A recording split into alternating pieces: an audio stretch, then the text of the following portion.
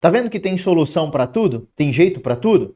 Então é isso que você vai fazer. Por onde que eu devo começar o meu escritório de projetos, Rafael? Primeiro, definindo o tipo de projeto que você vai fazer. Quando eu estou falando de escritório aqui, agora eu vou botar aqui, ó. Eu já vou colocar aqui, entre parênteses, em casa.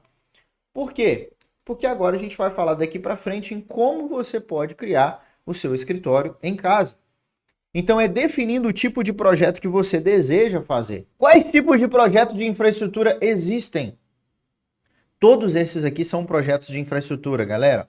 Todos esses que estão com o verdinho aqui, ó, são os projetos que eu ensino e que dá para fazer no Civil 3D.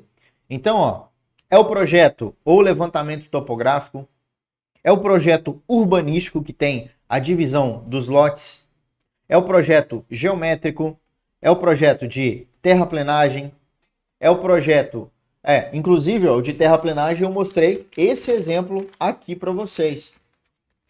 Esse exemplo aqui, estou com um aqui aberto, né? Então eu mostrei esse exemplo. Esse é um estudo de terraplenagem de um loteamento.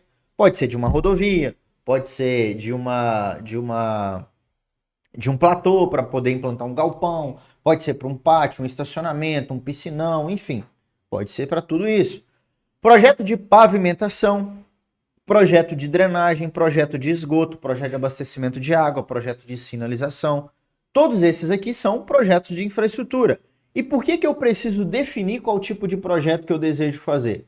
Porque é dele que vai vir o meu cliente, ou seja, vai vir quem contrata o meu projeto, o meu tipo de serviço que eu presto, ou seja, o tipo de projeto que eu desejo fazer. Porque é o seguinte, turma, pensa aqui comigo, ó, se você faz, por exemplo, projetos de mineração, não tem porquê você ir atrás de um cliente de loteamento. Você vai perder o seu tempo, não é o tipo de coisa que você faz. Até porque pode chegar um cliente de projeto de loteamento para você e você perder tempo ali fazendo uma proposta, pensando sim ou não, gastando o seu tempo, ao invés de você estar investindo o seu tempo em fazer o projeto que você quer, mineração, captar o cliente que você quer. Beleza? Então, quem contrata esse tipo de projeto vem do tipo de projeto que você faz ou que você deseja fazer, tá? Inclusive, ó, o Felipe me perguntou ali, ó, Rafael, como vou conseguir captar o meu primeiro cliente? Tá? Uma pergunta muito interessante. Obrigado, inclusive, por perguntar. É uma das perguntas que eu mais recebo aqui. E eu entendo perfeitamente, porque eu também saí da faculdade sem saber, sem ter nem ideia como é que capta um primeiro cliente. E, cara, existe uma sequência de passos que você precisa para captar o primeiro cliente. Eu poderia resumir essa sequência ou te dar uma diquinha separadinha? Poderia, mas não vai resolver o seu problema ou talvez vai confundir mais a sua cabeça. Mas a captação de um cliente, ela passa por 7 fases.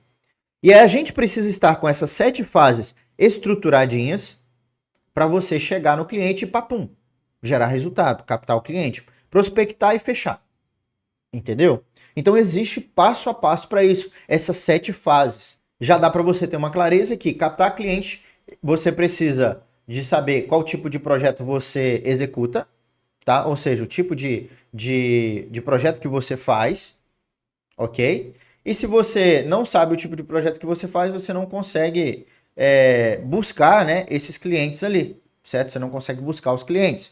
E depois que você sabe qual projeto que você faz, você precisa seguir, né, essas 7 fases que eu falei ali para a coisa funcionar, para você prospectar e gerar valor para o seu negócio.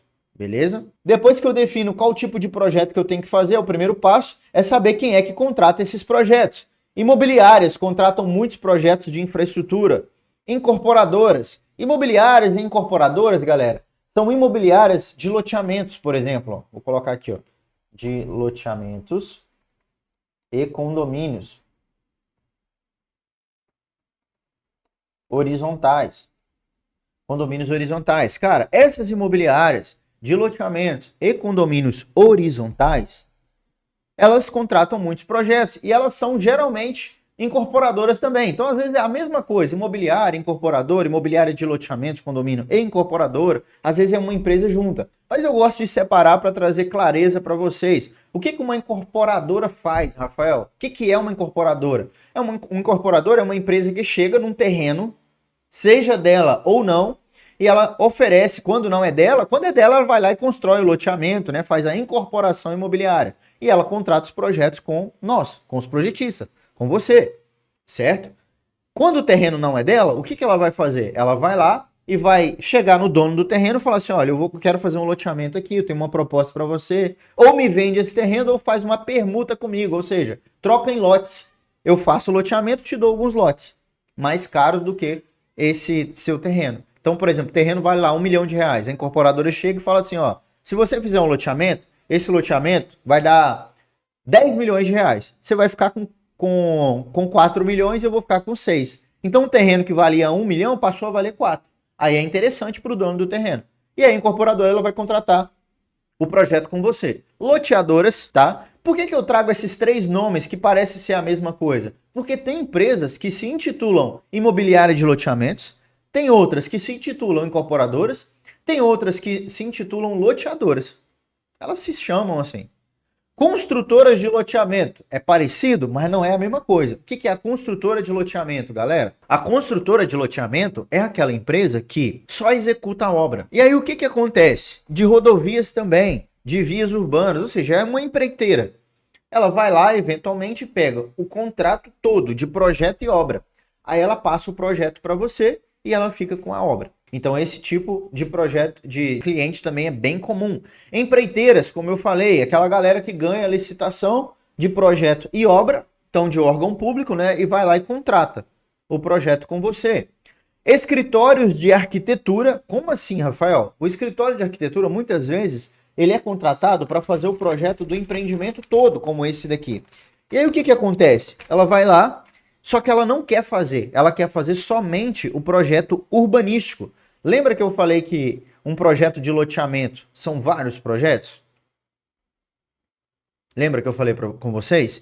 E aí, eventualmente, essa empresa aqui de arquitetura ela vai fazer somente o urbanístico. E aí, ela fazendo somente o urbanístico, o que vai acontecer? Ela vai precisar de outro projetista, você, para fazer os demais projetos, que são esses daqui, ó. Terraplenagem, drenagem, abastecimento de água, esgoto, sinalização, pavimentação e outros mais. Escritórios de engenharia. Como assim, Rafael? Escritórios que vão terceirizar os projetos. Escritórios que vão terceirizar os projetos. Então isso é muito comum. Beleza? Então o que acontece? Às vezes o escritório de engenharia pegou lá uma demanda de 10 quilômetros de rodovia para fazer. Cara, ele não vai dar conta. Suponhamos, não vou dar conta de fazer os 10 quilômetros. Vamos terceirizar uma parte desses projetos para um projetista autônomo. Daquele cara que trabalha em casa, home office. Vamos pegar um contrato fixo com ele de 10, 15 mil por mês ali, para ele prestar serviço entregando os projetos. Ou vamos fechar um pacote de projetos com ele para ele fazer. E aqui, galera, eu estou trazendo exemplos reais, tá? Exemplos de alunos meus, exemplos de mentorados meus. Captação de clientes. Como assim captação de clientes? Vamos falar de captação de clientes agora. Como é que eu começo a captação de clientes? Então aqui eu já estou trazendo alguns pontos para responder um pouco da dúvida do Felipe. É claro que isso daqui não é o suficiente para você entender toda a metodologia de captação de clientes. É aquilo que eu falei. Para entender a metodologia, eu preciso de mais tempo para te explicar como você faz em cada passo. Desde a prospecção, a proposta, o orçamento, a negociação, o fechamento, como é que eu negocio com o cliente, as particularidades dessa coisa. Então começa das pessoas que você conhece, grupos de networking e, eventualmente, da internet. Então os primeiros clientes, galera, estão nas pessoas que você conhece. É só você olhar para a sua volta, eu tenho certeza que você conhece engenheiros civis, outros engenheiros agrimensores, outros topógrafos técnicos, que você já trabalhou junto, ou que você estudou junto e o cara trabalha numa incorporadora de loteamento, trabalha em alguma dessas empresas aqui. E, cara, é dali que vai sair os seus primeiros projetos. Não imagine que um cliente vai me achar que... Não.